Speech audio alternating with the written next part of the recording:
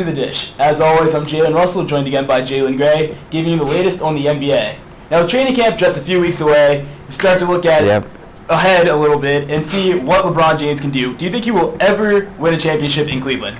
I think he doesn't really have a choice. I mean, at this point, his career isn't complete unless he wins a championship in Cleveland. He left Miami with the primary goal of bringing a championship to his hometown. And my only problem is that you're always looking at LeBron's teams and you're like, okay, he's still the best player in the world. He can get to the final. He can bring pretty much a ragtag team to the finals by himself. True, but then what can he do once he gets there? When you look at what he was doing in the second halves of those games in the finals last year, 34 of 95 from the field. That's 36% from the field. And then 26% outside the paint. He also averaged 40 points a game for the first 3 games. And then looked dog the rest of them. He was a jump shot away from them going up 3-1 in that series. You're right, but as soon as they didn't, he looked dead the rest of the series. Yeah, because he had a whole bunch of shooters around that weren't making anything, like J.R. Smith and Shumpert. And he's old. He's 12 years in the league already. Over 35,000 minutes in the league.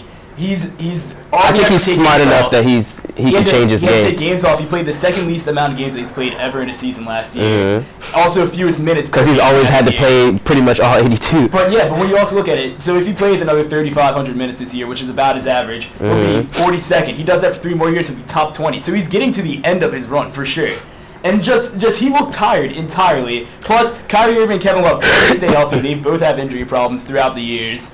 I think that they have non-career. Huh? What's David Blatt going to do? Like, as a coach? Okay, we all know that David Blatt is not the coach of that team. LeBron is the coach of that team. But, LeBron is at his best. He's still the best player in the world. He's at his best when he can distribute and just focus on the defensive end of the ball. And I think with Kyrie, who can pretty much take over a game whenever he wants to, and Love, who can stretch the floor and still get rebounds, I think that they're set. Like, he has guys that can pick up the weight. It'll be interesting. I think they'll never have an easier path. They had a 9-game break, 2 sweeps last year, so it'll be interesting. Oh, you're right about that. The Spurs are going to win this year. Exactly. So we'll have to see what they can do. But moving on, bringing up the Spurs, actually, Tim Duncan has been a staple of that team over the last decade and a half. Yes, he has.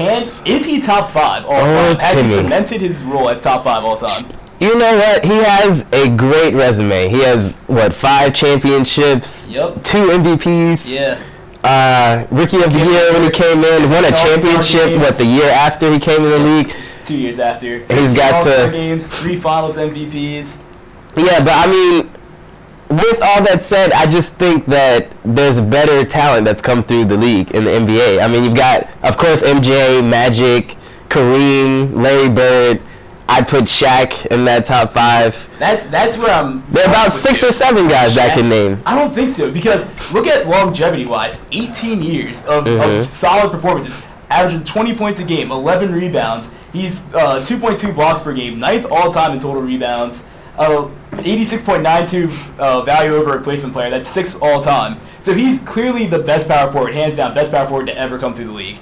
You're right about that, yeah. And just when you look at the longevity and what he's done, he's won 5 rings from 99 to 2014. Who else has had that kind of longevity where they're one of the staples of their team and have won that consistently? When you look at Shaq's numbers, he won 4 rings over 7 years. All of his rings came in such a small time.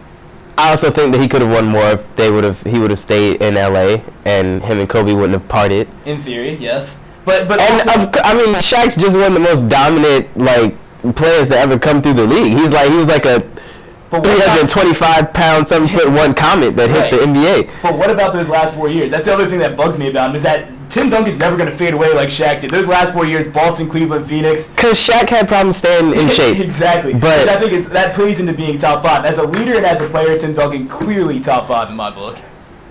That's all we have for you guys this week, though. Thanks for watching. Have a good week.